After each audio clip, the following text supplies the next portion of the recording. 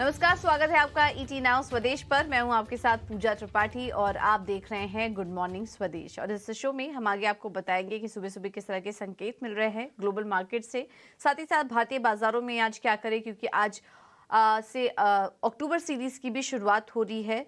तो अब कहां पर नजर रखनी होगी, इस पर हम एक एक करके चर्चा करेंगे और साथ ही खबरों वाले शेयर्स और कमोडिटी मार्केट का पूरा एक्शन आपके सामने रखेंगे। लेकिन उसके पहले आपको दिखाते हैं कुछ झलकियां। कल गणपति विसर्जन था, तो मुंबई महाराष्ट्र से कुछ तस्वीरें हम आपके लिए लेकर आ रहे हैं। आइए एक बार उनको देख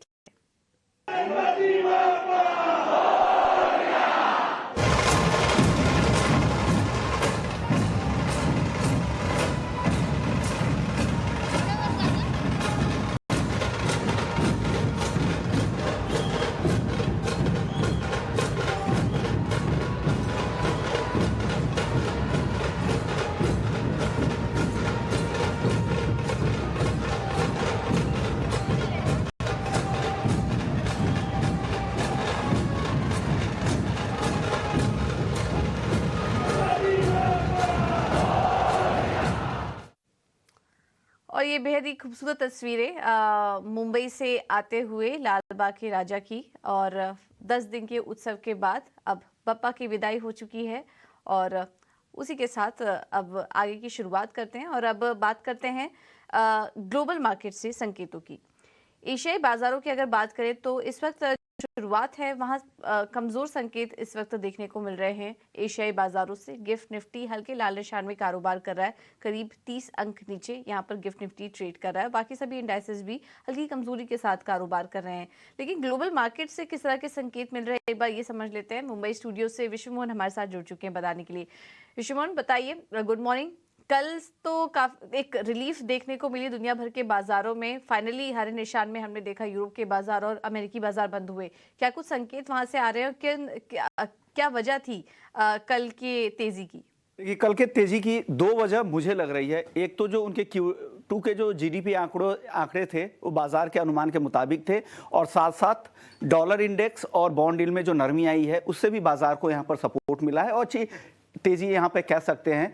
दोनों इंडेक्स डाउ जोन्स और नैस्डैक में 100 अंकों से ज़्यादा की तेजी दिखी। नैस्डैक तो करीब 1% की तेजी दिखाया। S&P 500 में भी आधे % से ज़्यादा की तेजी दिखी। तो ठीक ठाक वहाँ पर देखने को मिले। जो भी नंबर्स, जैसा मैंने कहा, Q2 जीडीपी के आंकड़े तो थे ही, अनुमान के मुताबिक थे। उसके अलावा जो अगर जॉबलेस क्लेम में भी बहुत ज़्यादा बदलाव नहीं हुआ है कि बहुत ज़्यादा बदलाव हो गया, जो बाजार का अनुमान था उससे कम ही बेरोजगारी दावे के आंकड़े आए हैं, तो ये भी बाजार को सपोर्ट कर रहे थे। और साथ ही एक और नंबर जो होम सेल्स के डेटा थे वो भी अनुमान के आसपास के ही थे। लेकिन आज एक अहम डेटा आना है यूएस में, वो है पीसीई के, पर्सनल कंजम्पशन एक्सपेंडिचर्स के।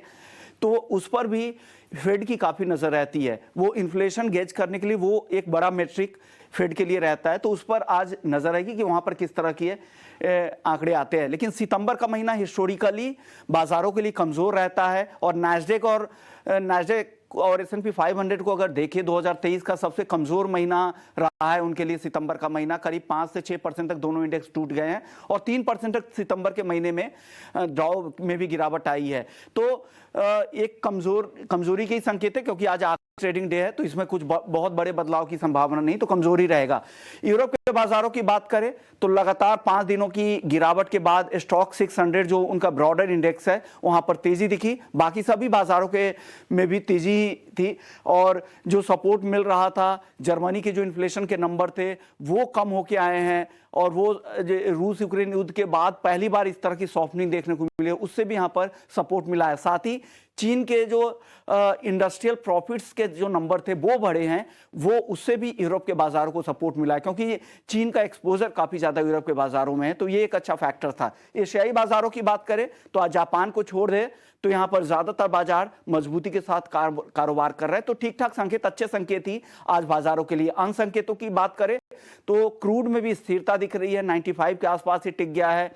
डॉलर इंडेक्स 106 के नीचे आ गया है। बॉन्ड डील में भी कल हल्की नरमी दिखी थी, आज 4.6% के अभी भी बरकरार है। गोल्ड की बात करें तो लगातार यहां पर गिरावट दिख रही है, $1880 के आसपास कॉमेक्स पर आ गया है। तो इक्विटी मार्केट के हिसाब से देखें तो बाजार कुल मिलाकर आज ठीक ठाक संकेत दिख रहे हैं अब तक।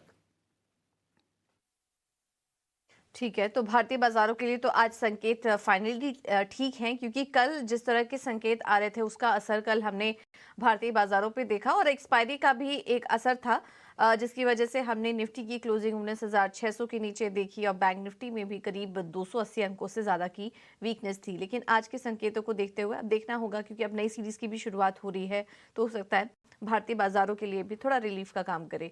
लेकिन आज के लेवल्स काफ़ी इंपॉर्टेंट होंगे समझना। सबसे पहले आपको एफआईज और डीआईएस के आंकड़े बता देते हैं, उसके बाद हम हमारे साथ डिम्पी जुड़ेंगे, जो कि आज के इंपॉर्टेंट लेवल्स आपके सामने एक एक करके रखेंगे।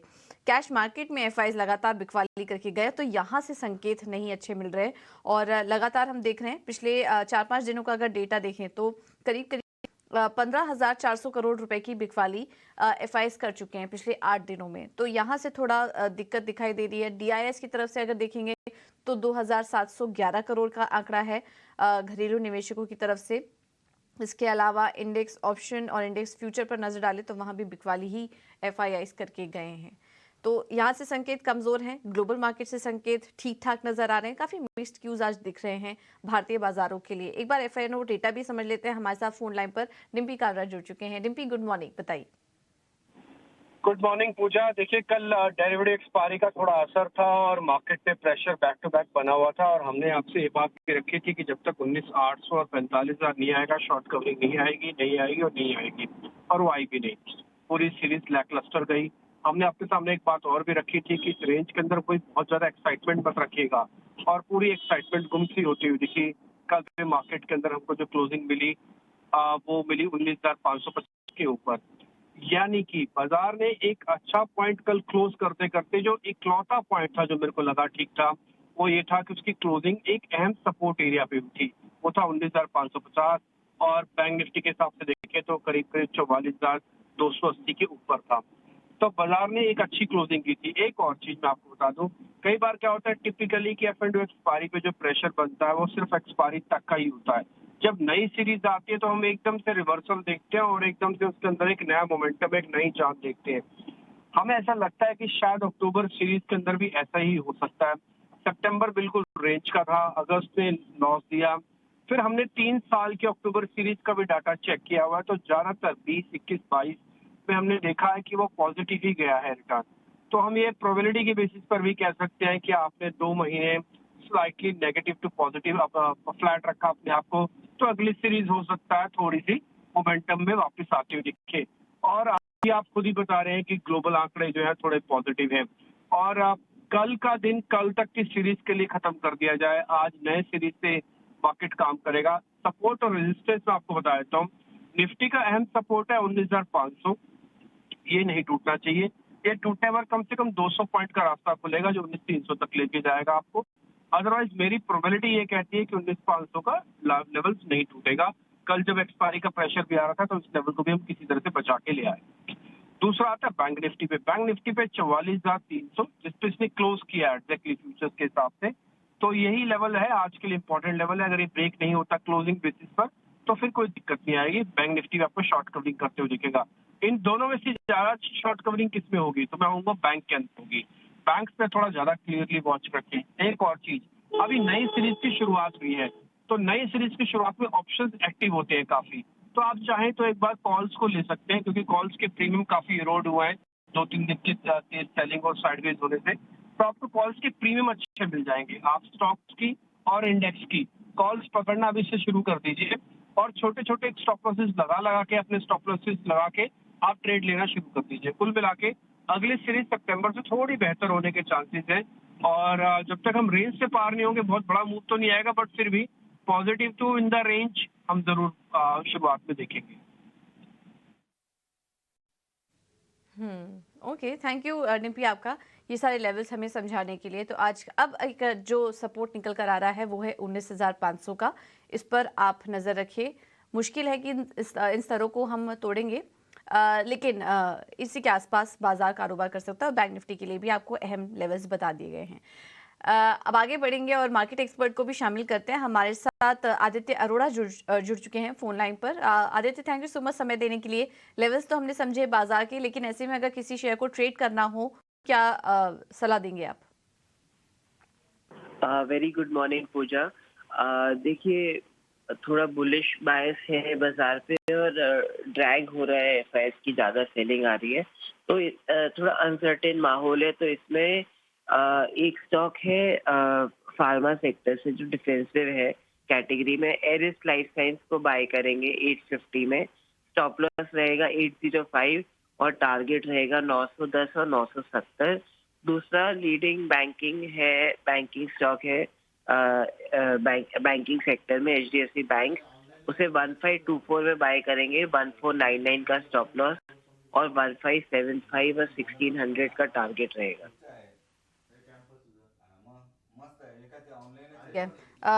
थैंक यू आदित्य आपका ये रणनीति सुझाने के लिए। मार्केट की हमारे साथ कमोडिटी मार्केट पर रणनीति बताने के लिए एचडीएफसी सिक्योरिटी से अनुज गुप्ता जुड़ चुके हैं। अनुज, थैंक यू सो मच इटीना उस प्रदेश को समय देने के लिए। सोने चांदी से पहले शुरुआत करते हैं, कैसे ट्रीट करें वहां पर? पूजा जी गुड मॉर्निंग। देखिए गोल्ड सिल्वर हमने एक पिछले इस हफ्ते में एक अच्छा सेल ऑफ आते हुए देखा है और हमें लग रहा है कि अभी जो ट्रेंड है थोड़ा सा नेगेटिव ही है, तो यहाँ पे सेल ऑन राइज की स्ट्रेटेजी ही देखना चाहिए। गोल्ड में दिसंबर कॉन्ट्रैक्ट में करीबन 58,100 के आसपास बिकवाली करें, 58,350 का स्टॉप लॉस लगाएं, टारगेट करीबन 57,600 तक हो सकता है। तो हमें लग रहा है कि गोल्ड सिल्वर में सेल ऑन राइज का स्ट्रेटेजी यूज करके ट्रेड कर सकते हैं। ओके, और कच्चे तेल में कल हमने देखा उच्चतम स्तर छूने के बाद कल वहां पर एक हल्की नरमी देखने को मिली है। थोड़ा करेक्शन और आ सकता है, उसे प्ले करना चाहिए या फिर अभी निचले स्तरों से आप खरीदारी करने की सलाह देंगे? देखिए अभी देखें तो टेक्निकल चार्ट पे मार्केट ओवरबॉट जोन में है और कहीं ना कहीं ऐसा भी अब लग रहा है कि जो रशिया है, सऊदी अरेबिया है, वो प्राइस ऊपर आने की वजह से जो प्रोडक्शन है, सप्लाईज जो है वो बढ़ा सकते हैं, क्योंकि उन्होंने जो प्रोडक्शन कट किया था प्राइस लोअर होने की वजह से, तो अब एक्सपेक्टेशन है कि प्राइस ऊपर आए तो डेफिनेटली इन लेवल्स पे वो प्रोडक्शन बढ़ा सकते हैं। तो उसके चलते लग रहा है कि मार्केट में एक बार प्रॉफिट बुकिंग आ सकती है।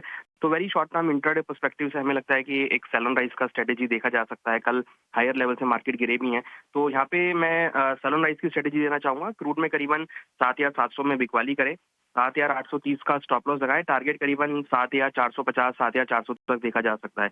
तो क्रूड में हमें लग रहा है कि एक बार प्रॉफिट बुकिंग आ सकता है, मार्केट ओवरबॉट जोन में भी है, तो एक प्रॉफिट बुकिंग यहाँ पर देखी जा सकती है। तो थोड़ी प्रॉफिट बुकिंग देखी जा सकती है क्रूड में। फिलहाल बिकवाली करके चलिए 7,450 के लक्ष्य के लिए। और बेस मेटल्स में कहीं ट्रेड करने की राय देंगे आप अनुज? चाइना की तरफ से थोड़े पॉजिटिव आउटकम्स दिखे हैं, कहीं ना कहीं फैक्ट्री एक्टिविटी भी उनकी पॉजिटिव रही है, तो मुझे लगता है कि कॉपर में एक रिकवरी का ट्रेंड आ सकता है। हमने लास्ट टाइम भी डिस्कस किया था कि कॉपर में बायोनिफ्स की स्ट्रेटेजी होना चाहिए, तो कॉपर में करीबन 712 के आसपास खरीदारी करें, 707 का स्टॉप लॉस लगाएं, टारगेट करीबन 724 तक देखा जा सकता है। तो बेस मेटल्स में हमें लग रहा है कि बायोनिफ्स की स्ट्रेटेजी बना के चल सकते हैं। ओके, तो बेस मेटल्स में तेजी करने की राय। कल अच्छी तेजी भी थी इसमें। कॉपर में तेजी कंटिन्यू रह सकती है। 724 के लक्ष्य के लिए आप खरीदारी करके चलिए कॉपर में। अनुज, धन्यवाद आपका समय देने के लिए और तमाम सेगमेंट पर अपनी रणनीति सुझाने के लिए। तो ये थी सोने चांदी और कच्चे तेल पर सलाह। बेस मेटल्स में कॉपर अच्छा लग रहा है, वहां पर आप तेजी करके चल सकते हैं। आगे बढ़ते हैं और खबरों वाले शेयर्स पर नजर डालते हैं। हमारे साथ अंश जुड़ चुके हैं पूरा अपडेट लेकर। अंश, गुड मॉर्निंग, बताइए। जी बिल्कुल, सबसे पहले शुरुआत करते हैं सारेगामा से। कंपनी ने पॉकेट एसिस के up to 6.6 lakh shares acquire करने वाली है, लगभग 174 करोड़ के लिए। इसके साथ साथ गोदरेज एग्रोवेट भी फोकस में रहेगा। कंपनी ने साइम डर्बी प्लांटेशन के साथ एक स्ट्रैटेजिक पार्टनरशिप अग्रीमेंट साइन किया है। पिडलाइट इंडस्ट्रीज भी आज फोकस में रहेगा। कंपनी की जो होल्डी ओन सब्सिडरी है पिडलाइट वेंचर्स, उन्होंने इमेजी मेक प्ले सॉल्यूशंस में लगभग 20 करोड़ इन्वेस्टमेंट करने का फैसला लिया है।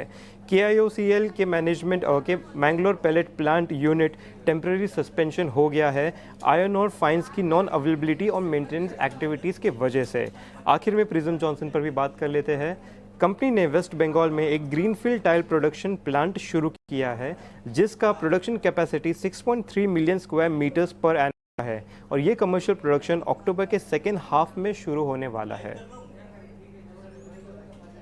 ठीक है, तो ये हैं कुछ खबरों वाले शेयर्स जहां पर आपको नजर रखनी है। लेकिन अंश, आपसे ये भी जानना चाहेंगे, ब्रोकरेज हाउस की रिपोर्ट से भी आपने कवर किया है, आज कौन कौन सी अहम रिपोर्ट्स आई हैं? जी बिल्कुल, मारुति पर CLSA का एक ब्रोकरेज नोट आया है और CLSA ने मारुति के लिए सेल रेटिंग मेंटेन किया है, लेकिन टारगेट प्राइस 8,796 से बढ़ाकर 9,417 हाइक कर दिया है।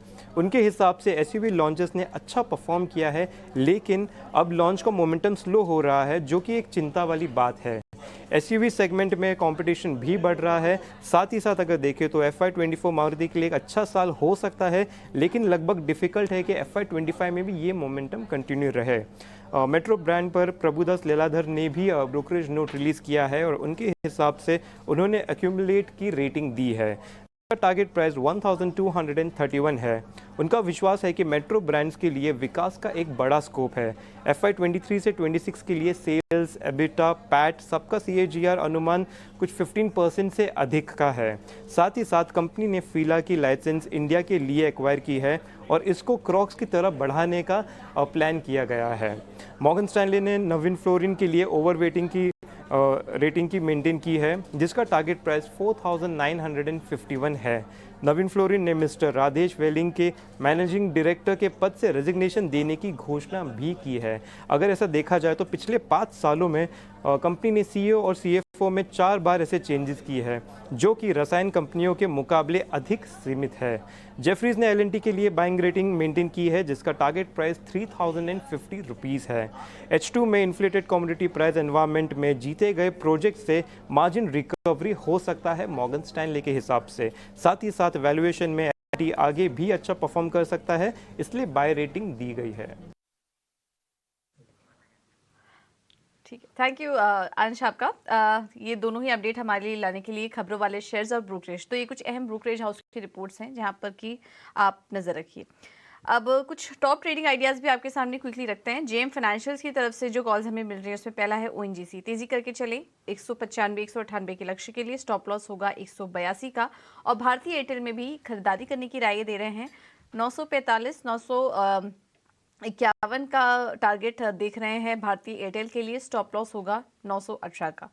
रेलिगेयर ब्रोकिंग की तरफ से जो कॉल्स हमें मिल रही है उसमें पहला है अरविंद। यहाँ नजर रखिए, कल भी स्टॉक में अच्छी तेजी थी 182 के लक्ष्य के लिए, आज भी आप तेजी करके चल सकते हैं स्टॉक में। स्टॉप लॉस है 170 का। और मनप्पुरम फाइनेंस, इस स्टॉक में भी लगातार तेजी देखने को मिल रही है। मनप्पुरम फाइनेंस के शेयर में आज भी 156 के लेवल अब अगले दिखाई दे रहे हैं कंपनी के लिए।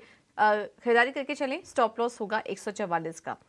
शेर खान की तरफ से जो कॉल्स मिल रही है उसमें भी इनको भारतीय एयरटेल पसंद आ रहा है। 945 का लक्ष्य देख रहे हैं, स्टॉप लॉस है 920 का। और NTPC में भी खरीदारी करने की सलाह है इनकी तरफ से 247 के टारगेट के लिए, स्टॉप लॉस है 235 का। स्वास्थ्य का इन्वेस्ट मार्ट के कॉल्स पर अगर नजर डालें तो यहाँ पर उन्होंने दोनों ही कॉल में बिकवाली करने की सलाह दी है। पहला है परसिस्टेंट, 100 अंक टूटा था कल के दिन ये शेयर, और IT शेयरों में हमने नुकसान भी देखा था। यहाँ से और गिरावट आ सकती है। परसिस्टेंट पे नजर रखें 5600 के लक्ष्य के लिए, स्टॉप लॉस होगा 5775 का। और डाबर में भी बिकवाली करने की सलाह है इनकी तरफ से, 530 के टारगेट होंगे, स्टॉप लॉस सुझा रहे हैं 552 का। तो इन दोनों कॉल्स में बिकवाली करने की सलाह, बाकी सभी कॉल्स में तेजी करने की राय आ रही है हमारे एक्सपर्ट्स की तरफ से। चलिए फिलहाल इस बुलेटिन में इतना ही। एक छोटे से ब्रेक के लिए हम यहाँ पर रुकेंगे और ब्रेक के बाद